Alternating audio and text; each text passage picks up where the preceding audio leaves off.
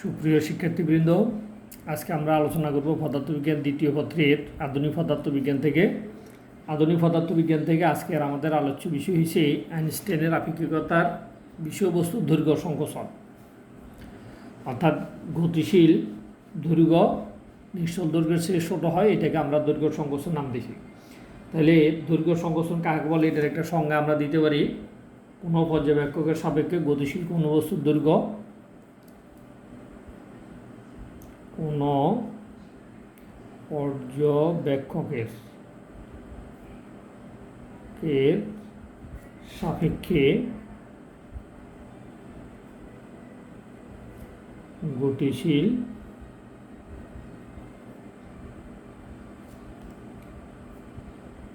গতিশীল কোনো বস্তুর দৈর্ঘ্য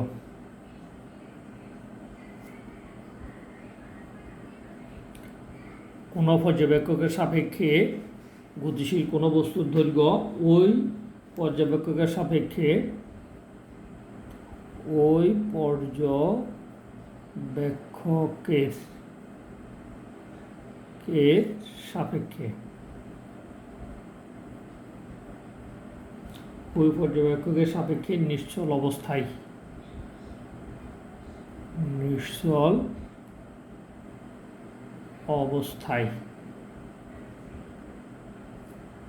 ওই বস্তুর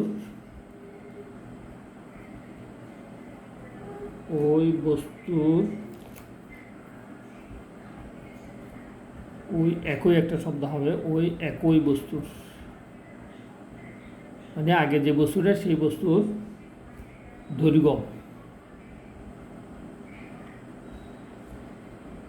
দৈর্ঘ্যের চেয়ে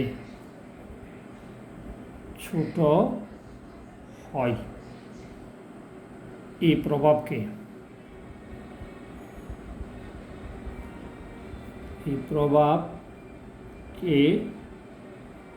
দৈর্ঘ্য সংকোচন বলে। তাহলে আমরা সংখ্যাটা আবার একটু দেখি। আমরা ধরো এ বি একটি দণ্ড ধরলাম, কোনো পর্যবেক্ষক সাপেক্ষে গতিশীল কোনো বস্তুর দৈর্ঘ্য। এই দণ্ডটা যখন গতিশীল থাকবে তখন ওই গতিশীল দৈর্ঘ্য ওই একই পর্যবেক্ষকের সাপেক্ষে যখন দণ্ডটা নিশ্চল অবস্থায় থাকবে, নিশ্চল দৈর্ঘ্যের চেয়ে কিছুটা কী হবে, কম হবে বা কিছুটা ছোট হবে। এই প্রভাবকে আমরা নাম দিছি দৈর্ঘ্য সংকোচন। এখন আমরা কোনো বস্তুর যে দৈর্ঘ্য সংকোচন হয়, সেই দৈর্ঘ্য সংকোচন আমরা এখন ব্যাখ্যা করব। তো ব্যাখ্যা করার জন্য আমরা দুইটা কাঠামো আমরা বিবেচনা করলাম। মনে করি এস এবং এস প্রাইম দুইটা কাঠামো। এস প্রাইম কাঠামো ভি ধ্রুববেগে এক্স অক্ষের ধনাত্মক দিকে গতিশীল। এস প্রাইম কাঠামোতে এক্স অক্ষের সমান্তরালে এ বি একটি দণ্ড সাহিত্য আছে। এই দণ্ডের নিশ্চল দৈর্ঘ্য ধরি এ বি দণ্ডের নিশ্চল দৈর্ঘ্য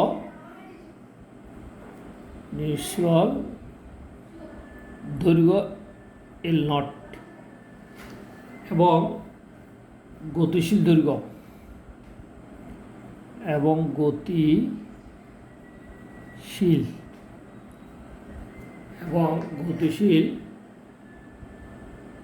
দৈর্ঘ্য এল নট।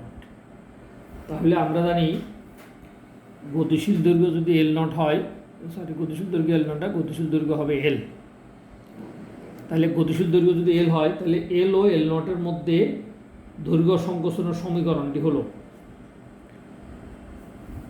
এবি একটা দণ্ডের নিশ্চল দৈর্ঘ্য আমরা এল নট ধরছি এবং গতিশীল দৈর্ঘ্য এল ধরছি। তাহলে গতিশীল দৈর্ঘ্য নিশ্চল দৈর্ঘ্যের সম্পর্ক স্থাপনকারী সমীকরণটি হলো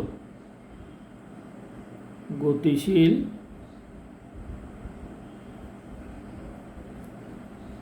দৈর্ঘ্য এল সমান এল নট √1 - b²/c²। তাহলে এটাকে আমরা নাম দিয়েছি দৈর্ঘ্য সংকোচনের সমীকরণ। এখানে এল নট হচ্ছে নিশ্চল দৈর্ঘ্য আর এল হচ্ছে কি গতিশীল দৈর্ঘ্য। তো এখন নিশ্চল দৈর্ঘ্য এলটাকে আমরা মূলত নাম দিয়েছি প্রকৃত দৈর্ঘ্য অথবা যথোপযুক্ত দৈর্ঘ্য। এখন তোমাকে যদি বলা হয় যে বস্তুটা প্রকৃত দৈর্ঘ্য নির্ণয় করো, তাহলে তোমাকে এল নটের মান কী করতে হবে, নির্ণয় করতে হবে। তাহলে আমরা এখানে জানি এই 1 minus B square by C square এই রাশিটার মান একের চেয়ে কি ছোটো, 1 minus B square by C square root over এই পুরো রাশিটার মান সবসময় কী হবে, সবসময় 1 থেকে ছোট হবে। যদি 1 থেকে ছোট হয় তাহলে এল নটের মান এল থেকে কি হবে, বড় হবে। তাহলে এল নটের মান, এল হচ্ছে নিশ্চল দৈর্ঘ্য আর এল নট হচ্ছে নিশ্চল দৈর্ঘ্য, এল হচ্ছে গতিশীল দৈর্ঘ্য। তাহলে নিশ্চল দৈর্ঘ্য ছোট, গতিশীল দৈর্ঘ্য থেকে গতিশীল দৈর্ঘ্য ছোট নিশ্চল দৈর্ঘ্য থেকে। এটাকে আমরা নাম দিচ্ছি স্থান সংকোচন নাম, এটাকে স্থান সংকোচন নামকরণ করা হয়। এখন এটা আমরা প্রমাণ করব যে গতিশীল দৈর্ঘ্য নিশ্চল দৈর্ঘ্য থেকে ছোট জিনিসটা আমাদেরকে প্রমাণ করতে হবে। তো এটা প্রমাণ করার জন্য আমরা এস এবং এস প্রাইম দুইটা কাঠামো ধরছি। আমরা মনে করি এস কাঠামোর কোনো পর্যবেক্ষক এ বি দণ্ডের এ প্রান্তের স্থানাঙ্ক পরিমাপ করলেন x1 এবং বি প্রান্তের স্থানাঙ্ক পরিমাপ করলেন x2। তাহলে এস কাঠামোর পর্যবেক্ষকের সাপেক্ষে দণ্ডটির দৈর্ঘ্য, এস কাঠামোর পর্যবেক্ষকের সাপেক্ষে দণ্ডটির দৈর্ঘ্য হচ্ছে কত, এল নট, যেহেতু এস কাঠামোটা নিশ্চল, এল নট সমান x2 মাইনাস কত x1, এটাকে আমরা দিলাম 1 নম্বর সমীকরণ। আবার এস কাঠামোর পর্যবেক্ষক, যেহেতু আমরা বলছিলাম যে এস কাঠামোটা স্থির, এস প্রাইম কাঠামো গতিশীল কাঠামোতে এই বিদণ্ডটা এক্স প্রাইম অক্ষের সাথে কি সাহিত্য অবস্থায় আছে। যেহেতু এই কাঠামোটা ভি ধ্রুববেগে গতিশীল, তাহলে এস প্রাইম কাঠামোর কোনো পর্যবেক্ষক উক্ত দণ্ডের দুই প্রান্তের স্থানাঙ্ক, এ প্রান্তের স্থানাঙ্ক পরিমাপ করলেন x1 প্রাইম, বি প্রান্তের স্থানাঙ্ক পরিমাপ করলেন x2 প্রাইম। এইটা হচ্ছে কার জন্য, এস প্রাইম কাঠামোর পর্যবেক্ষকের জন্য। তাহলে এস প্রাইম কাঠামোর পর্যবেক্ষকের সাপেক্ষে, এস প্রাইম কাঠামোর পর্যবেক্ষকের সাপেক্ষে এস প্রাইম কাঠামোর পর্যবেক্ষকের সাপেক্ষে দণ্ডটির দৈর্ঘ্য। তাহলে এস প্রাইম কাঠামো মানে পর্যবেক্ষক হচ্ছে গতিশীল কাঠামোর পর্যবেক্ষকের জন্য দণ্ডটার দৈর্ঘ্য হচ্ছে কত, এল সমান হচ্ছে x2 prime minus x1 prime. এটাকে দিলাম আমরা 2 নম্বর সমীকরণ। এখন আমরা এস এবং এস প্রাইম এই দুই কাঠামোর পর্যবেক্ষক একজনের সাপেক্ষে আরেকজনের দণ্ডটির দৈর্ঘ্যের সম্পর্ক যদি আমরা স্থাপন করতে চাই, তাহলে আমাদেরকে বিপরীত লরেন্জ রূপান্তর সমীকরণ লাগবে। তো বিপরীত লরেন্জ রূপান্তর সমীকরণ অনুসারে, যেহেতু আমরা স্থানের সমীকরণগুলো নিব, যেহেতু আমরা দৈর্ঘ্য সংকোচন আলোচনা করতেছে, তাহলে বিপরীত লরেন্জ রূপান্তর সমীকরণ, বিপরীত লরেন্জ রূপান্তর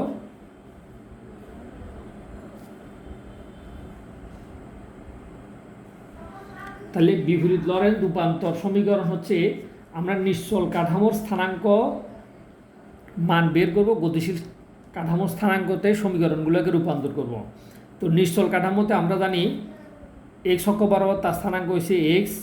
তাহলে আমরা বলতে পারি প্রথম দণ্ডের এ প্রান্তের স্থানাঙ্কের জন্য x1 সমান হচ্ছে x1 prime plus BT prime divide by root over 1 minus B square by C square. এটা হচ্ছে দণ্ডের এ প্রান্তের স্থানাঙ্কের জন্য নিশ্চল এবং গতিশীলের বিপরীত লরেন্জ রূপান্তরের সমীকরণ। এবার ঠিক অনুরূপভাবে x2 সমান কত হবে, x2 prime plus BT prime divide by root over 1 minus B square by C square. তাহলে এটি হচ্ছে দণ্ডের বি প্রান্তের স্থানাঙ্কের গতিশীল এবং নিশ্চল কাঠামোর সম্পর্ক, দুইজনের স্থানাঙ্ক কাঠামোর মধ্যে সম্পর্ক। এখন এই x1 x2 এর মান আমরা কোথায় বসাইতে পারি, আমরা 1 নং সমীকরণে বসাইতে পারি। এখন যদি আমরা 1 নং সমীকরণে বসাই, তাহলে 1 নং সমীকরণ থেকে মান বসাইয়ে পাই। 1 নং সমীকরণটা কী ছিল আমাদের ভালো করে দেখো, এল নট সমান x2 মাইনাস x1। তো এল নটের মান x2 মাইনাস x1, এই মানটা আমরা 1 নং সমীকরণে বসাবো। তো 1 নং সমীকরণ থেকে পাই, তাহলে 1 নং সমীকরণ থেকে পাই তাহলে 1 নং সমীকরণে ছিল আমাদের কত, এল নট সমান x2 মাইনাস x1। এই সমীকরণের মধ্যে আমরা মান বসাচ্ছি। তাহলে x2 সমান হচ্ছে কত, x2 এর মান হচ্ছে x2 prime plus B T prime divide by root over 1 minus B square by C square. এটা হচ্ছে x2 এর মান। ঠিক অনুরূপভাবে x1 এর মান আমরা কত পাইছি, x1 prime plus B T prime divide by root over 1 minus B square by C square.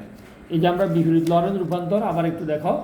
এই যে বিপরীত লরেন্স রূপান্তর অনুসারে আমরা x1 x2 এর যে মানটা নির্ণয় করছি, x1 x2 এর এটা হচ্ছে x1 এর মান, এটা x1 এর মান এই 1 নং সমীকরণের মধ্যে আমরা বসাইছি। বসানোর পরে আমরা এই সমীকরণটা পাইছি। এখন এখানে লসা করলে কী পাওয়া যাচ্ছে দেখো, লসা করলে আমরা পাচ্ছি, লসা করছে root over 1 minus B square by C square. তাহলে হর বিভাগ লব্ধি গুণ করলে x2 prime plus B T prime minus x1 prime minus প্লাসে মাইনাসে মাইনাস বি টি প্রাইম। এখন দেখো এইটা আর এটাকে জাতীয় রাশি বিপরীত চিহ্ন, তাহলে এই দুইটা কাটা যাবে, বিয়োগ যাবে। বিয়োগ যাওয়ার পর থাকতেছে x2 prime x1 prime divide by root over কত 1 minus B square by C square. এখন আমরা জানি x2 x1 এইটার মান আমরা পাইছি কত, এটার মান পাইছি আমরা এল। তাহলে আমরা মান বসাই দিয়েছি x2 মানে x প্রাইমের মান হচ্ছে এল, আর এটার নিচে যা আছে তা যেভাবে আছে এইভাবে থাকি যাবে। তাহলে এখন এখানে আমরা মূলত x2 prime minus x1 prime এটার সমান আমরা এই পাইছিলাম ওই এর আগের পৃষ্ঠার মধ্যে, ওখান থেকে আমরা মানটা নিয়ে এখানে বসাইছি। তাহলে আমরা পাইছি কত, এল নট সমান এত। তাহলে এল সমান কত হবে, আমরা যদি বজ্র গুণ করি এল সমান হবে L naught root over 1 minus A B square by কত সি স্কোয়ার। তো এখন আমরা দেখতেছি যে এই গতিশীল দৈর্ঘ্যটা নিশ্চল, গতিশীল দৈর্ঘ্যটা নিশ্চল দৈর্ঘ্যের 1 by root over 1 minus B square by C square এত গুণ কী হয়, ছোটো হয়। অর্থাৎ কোনো বস্তু যখন গতিশীল হয় তাহলে গতিশীল বস্তুটার দৈর্ঘ্য ছোটো হবে কতটুকু, এই 1 root over 1 minus B square by C square, অর্থাৎ এত গুণ ছোটো হবে। কোন দৈর্ঘ্য, বস্তুটার গতিশীল দৈর্ঘ্য নিশ্চল দৈর্ঘ্যের এত গুণ ছোটো হয়। তো এখন এই যে গতিশীল দৈর্ঘ্য বড় আমরা কীভাবে জানি, এই যে আমরা জানি যে 1 minus B square by C square root over এই পুরো রাশিটার মান এটা একের থেকে কি ছোটো। এটা যদি একের থেকে ছোটো হয় তাহলে এল নট এক থেকে কী হবে, এল নটের মান বড় হবে। তাহলে এল নট হচ্ছে নিশ্চল দৈর্ঘ্য, তাহলে এল নট সমান হচ্ছে নিশ্চল দৈর্ঘ্য, এল সমান হচ্ছে গতিশীল দৈর্ঘ্য,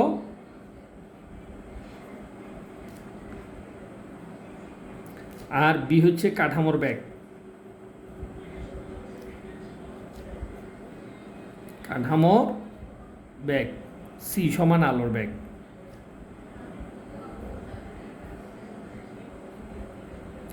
তাহলে যদি কোনো বস্তু ভি বেগে গতিশীল থাকে তাহলে গতিশীল দৈর্ঘ্যটা নিশ্চল দৈর্ঘ্যের এত গুণ ছোটো হবে। তাহলে গতিশীল দৈর্ঘ্য নিশ্চল দৈর্ঘ্যের 1 by root over 1 minus B square by C square এত গুণ ছোটো হয়। তাহলে অতএব এখান থেকে আমরা বলতে পারি যে আইনস্টাইনের আপেক্ষিকতার থেকে দেখা যাচ্ছে যে বস্তুর দৈর্ঘ্যের কী আছে, প্রভাব আছে, অর্থাৎ গতিশীল দৈর্ঘ্য।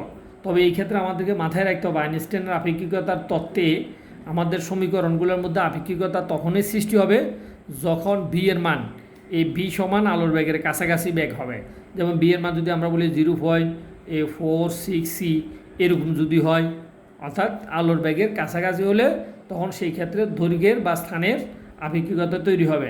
স্বাভাবিক আমাদের দৈনন্দিন জীবনের যে গতিশীল বস্তুগুলোর ক্ষেত্রে বা স্বাভাবিকভাবে রকেট যে গতিশীল থাকে এই গতিশীল রকেটের জন্য আমাদের কোনো আপেক্ষিকতা নাই। ধন্যবাদ সবাইকে, খুদা হাফেজ।